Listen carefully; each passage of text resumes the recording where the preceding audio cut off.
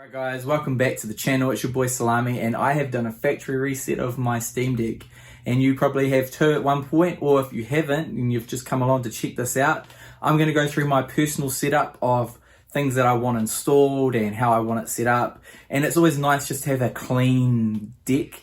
In my opinion, I love a clean deck. It makes all the difference when searching for things and looking for files and all that good stuff. So let's get into it.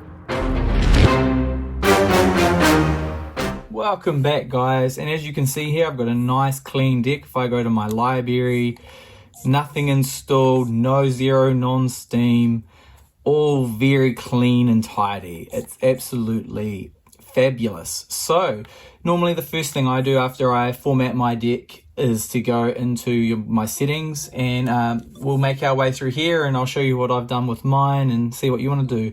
First thing I turned on was battery percentage. It's just something I like to have. System wise, I checked for an update. I actually had one, funnily enough, so I went ahead and updated it. I turned on developer mode, and I think that's about everything in here that I needed to touch. The one here is updated fan control.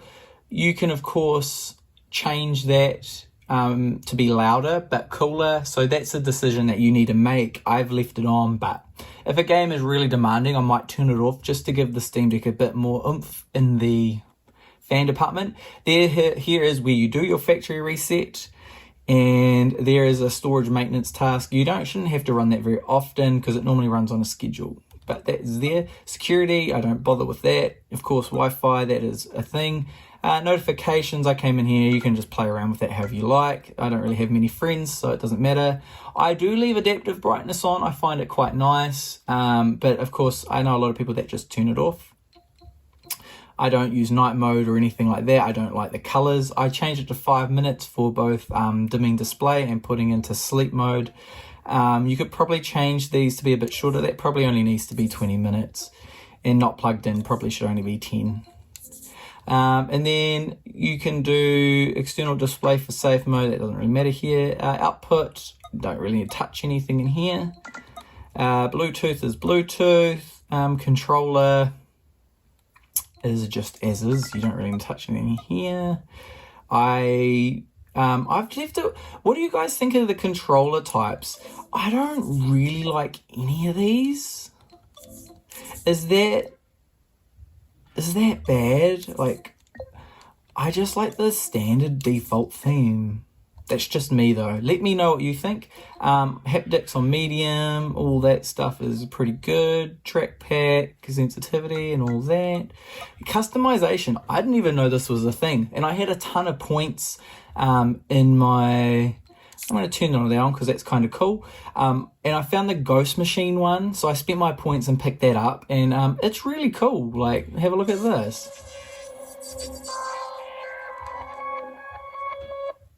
It's not overly long, it's not silly, it's kind of to the point, but I really liked it, so I picked that up. So good on them for adding that kind of stuff in to spend my points on friends and that, whatever. Downloads, you can come through here. I left that one on because I don't really stream from my PC too often, but if I do, at least it's set correctly. Cloud, Steam Cloud, you might as well have that on. And then I might turn on screen management. It makes sense if I take screenshots, but that doesn't happen too often. Remote play, I haven't got anything set up for that, so like I say, I don't stream too much. As you can see here, it's a nice clean machine. My sweet 220 gigabytes free. So I'm quite happy with that. Home, you can change that. I didn't really touch too much of that. But in developer mode, I do go down and I do go to enable. You do want to disable Wi-Fi management. That is something I would recommend. It just gives you better Wi-Fi potentially. May not always be true, but I think it's better I just always have it off now. And if you're playing New World like I was, it seems to make a difference. And then they've got some other stuff here, like enable Steam Play for other titles. And then you can change that to whatever one you want. To test your game in your library that you've not been verified with support. So I just put that on the newest one. I don't see why you'd have it on an older one. Cool. So that's all I'm doing there. And so that's part one, is just like going through your settings after doing a fresh reset. Such a great feeling. We'll be back with part two. And here we are, back at the lovely clean desktop of your deck. It's the best place to be. So from here, you can go through different things. I normally go straight to the Discover store. And I'm just thinking of things that I want installed on this time around. There's a couple of things that are always good and some things that aren't. Usually there'll be a few updates here too once it loads up for the first time. Usually, there we go. I don't know if it has. No, there's nothing found, so that's pretty good. There's nothing here I need to touch. But like usually from here, like I actually quite like using Edge. I don't know if it comes up if you search it this way. I think you're actually better off just going internet. And then I know it's here. I seen it here the other day. Each to their own. I used to be a big fan of Chrome, but I've kind of gone off Chrome a little bit over the last few months, and I've kind of moved over to Edge. It's not everyone's cup of tea, but I personally don't mind it, and I like the Bing integration. Is quite neat, and I do use it from time to time, using the AI to find stuff faster than me searching 8 or 9 websites for the information I'm after. Of course, you got to double check it, but at least it's there and it's ready to go. So that's my first download of the day, is a useful web browser. I leave Firefox. I don't know if it actually, no, you've got to install it. So I normally unpin that. Don't need that there anymore. And we'll just let this do its thing. And we'll be back with the next lot of downloads and installs. Of course, the first thing I always get when I have formatted my Steam Deck is Cryo utilities. This is just such a great application to make your Steam Deck just that little bit more powerful than it needs to be.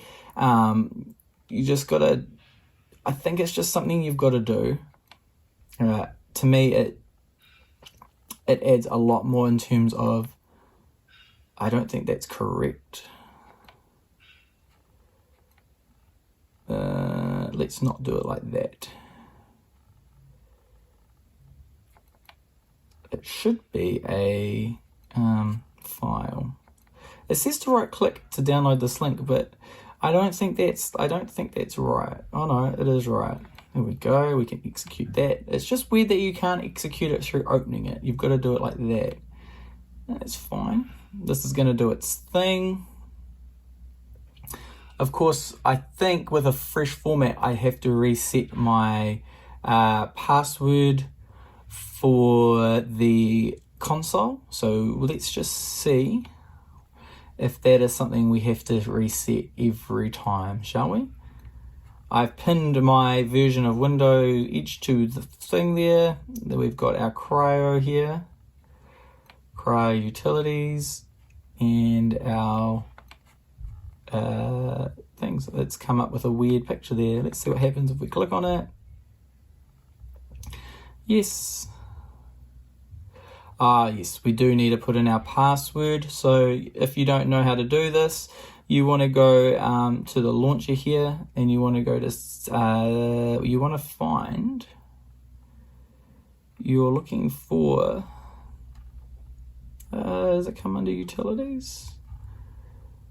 No, we are looking for console. It starts with K, this one here. And you're going to put in password. It does say on the website. I'm just going to do this now and then we'll continue on. So I've set my password up, and then you can just submit it. It should just work. And then I just go for the recommended. Easy done. It does use 16 gigs, so I'm down to 200 gig storage on my Steam Deck from doing this, but I honestly think it's worth it just for the huge gains in performance. There has been some talk that not all games use this to best effect, or like you actually get lesser performance. But I think in general you get pretty good performance, and that's it. That's that done. And you've got to make sure when you reboot you turn your up to 4 gigs of RAM on, otherwise you're not getting the full power of Cryo utilities. And then usually what I do is I put these in a folder, Proton types that may not work with other games. So that one's nice and easy to do. You can launch that, of course. I just like to launch them, make sure that they're working. See, here we go here. And then you can just add versions of Protons that you want or don't have. So there's plenty here to pick from. So yeah, just gives you that little bit more in terms of choices instead of just using whatever Steam gives you, right? You get a ton here.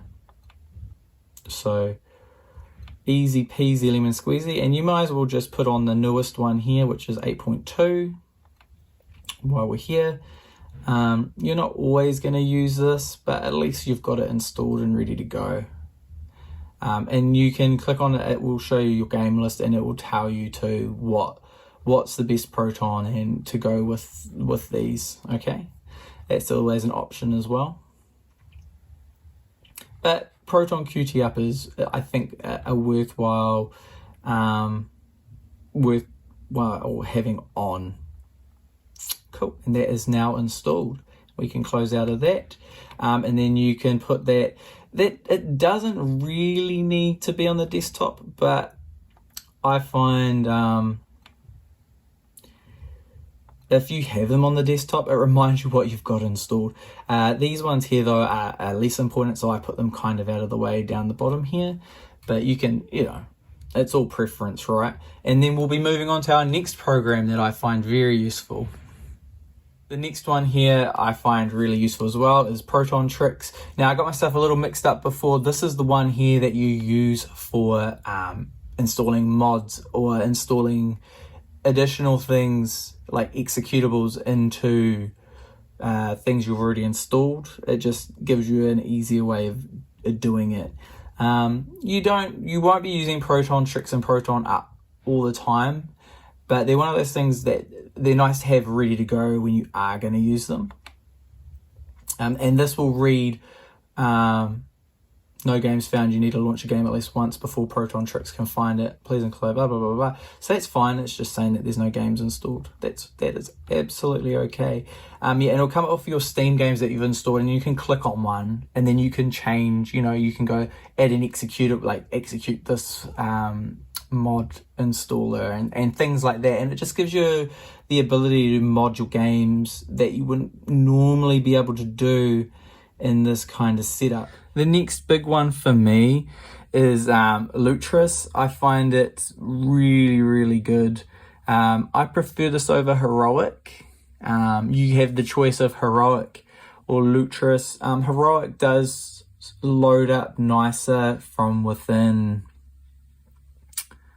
SteamOS. It looks nicer, but I prefer this one. And it consolidates everything up a little bit tidier. By no means is it perfect, but it does offer some things that Heroic doesn't, like specifically like in the video I did the other day on Morrowind. Like if you have it through GOG, through here, it installs all the updates, like mods automatically, like OpenMW, which is a engine overhaul for Morrowind, giving you a little bit more flexibility in how the game runs and plays.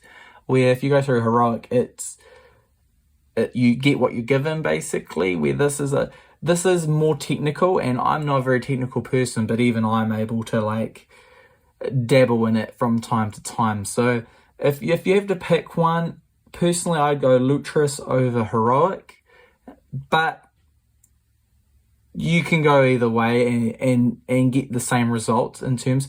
The one thing I do like with this is this lets you have your Blizzard account through here. That's how I install Battle.net, as I had it through Lutris. So each to their own. Of course, you can install all the game stores individually if you wanted as well, but personally, I'd like just them to all be in the one place, and it's done, right? You just load up Lutris and these games for your GOG from your Epic, and then Battle.net. You install Battle.net through Lutris, or you could install it through Steam. You can go either way with that, and that'll probably be my next thing after Lutris is done, which I think it is. Should be there. I add that to the desktop, and you definitely add Lutris to Steam as well. So Lutris is really good. I like how you can search for games and it will find them and tell you, if you've got it through whatever, it'll just do what it needs to do. Highly recommend Lutris. I'm going to set up and sign into my accounts here, and then after this we'll go on to our next one, which will be Battle.net, because I'm wanting to play the Diablo 4 beta this weekend, the server test, so it should be a lot of fun, and I will catch you once I have got this all set up. And just so you're aware, I've done my GOG. GOG is really easy. That takes no effort whatsoever. Epic, on the other hand, you still have to install the launcher, but the one thing with Lutris is it will automatically do that for you. So you're saving yourself a lot of time there, where it will automatically download the things it needs to make Epic Game Store work. Again, you could do this manually, but why? I don't feel like it. I'm gonna be using Lutris anyway. All right, so you might as well get it to do the whole lot, because it puts those two, the GOG and the Epic Store, and your Origin and Ubisoft as well, if you wanted to. I don't bother putting those two in it because I don't use them. I do have an Origin account, but the chance of me using it's pretty slim, so there's 0 point. But that's how easy it is to get your Epic account up and running. Again, Heroic's the same for GOG and Epic, so you've got the choice there between the two. Personally, I like this one, but you can go either way. All right, after this we'll be doing Battle.net, and I will show you how I install Battle.net for myself. Hey guys, welcome back. If my voice sounds different, my recording device, my phone went flat, so I'm having to charge it, which means the mic is now unplugged. But if you don't mind that, sorry for that, I really apologize. Now, once that's finished installing Battle.net, it's going to give you this error that the path is incorrect. Now, this threw me for a loop because Lutris is pretty good, but this is just one of those small things that can be fixed. So if you go launch, it doesn't work. So what you need to do is if you get that error, what you're going to want to do is you're going to want to right click on it, and you're going to go configure. You're going to go to game options, and then you're going to go browse. Now from here, you're going to go home, games, Battle.net, and then you're just going to scroll down to C drive. And then from here, you're just going to click the Battle.net setup executable, okay? And then just done, okay? And then you can close that, save, and then you should be able to right click, double click it. It'll say it's launching, as you can see, and then you'll get your login here, and you can continue, and it will finish setting up. Now that threw me for a loop the first time that happened, because I was like, wait, this normally is just auto works for me. So it definitely threw me for a little bit of a loop, and it may throw you guys for a little one too. And then you can do the rest of it. So we don't want Battle.net to start when you start your computer. Turn that off, continue, and it will do what it needs to do. And then we've basically got everything installed that I personally want for playing video games on my Steam Deck. The only other thing that I want to install, but everyone's probably seen it and knows how to do it, is EmuDeck. So I won't go through installing EmuDeck. That's probably the only other program that I'd like to have installed on my Steam Deck. And I'll just do my login here, and then we'll jump back to inside of gaming mode and call it a day. And here we are all done. We've got what we want installed here. So if I go to my library, to non-Steam, We've got Lutris and we've got Battle.net. And by the way, that app is awesome. You just click a little button. That's pretty easy to go through, and it adds all this in automatically. So we've got Lutris here, Battle.net. Of course, I could have the Epic Games Store here and plenty of others. But this all is done. Now, I don't know if this will load because I've got another version of this open. But it should work. Oh no, it's uploading. So now we have Battle.net directly in here, which is nice. And it'll log in and it'll do all the bits and bobs we need. So awesome. So guys, what do you guys think of all this? As you can see here, the mouse doesn't work, so you do need to you need to change the controller setup here to mouse and keyboard. And then you should be able to fly around here with no problem. Yeah, cool, huh? Most games will work here. I have had a dabble in Diablo 3. Again, the PC version doesn't have a native controller support, so it's actually not the best way to play it. And Diablo Immortal, again, has controller support, but it doesn't detect the Steam Deck. So you can basically just set custom controls and it works perfectly fine. But we know Diablo 4 will have built-in control schemes, so that's cool. My next game I really want to try is Classic WoW. And I know now that they've got a whole lot of control options available, so maybe you'll see a video on that next, I don't know. But so we're in a good place there. So Battle.net's all done. We can quit out of there. Lutris is here, and then we have all our normal games too. So now we're in a place where we can play any game we want. So please guys, let me know what you think. Thank you for watching. I appreciate it. Bit of rambling going on, but that's my personal setup for my Steam Deck, and I really appreciate it. So have a great day, and we'll see you in the next video. Catch ya.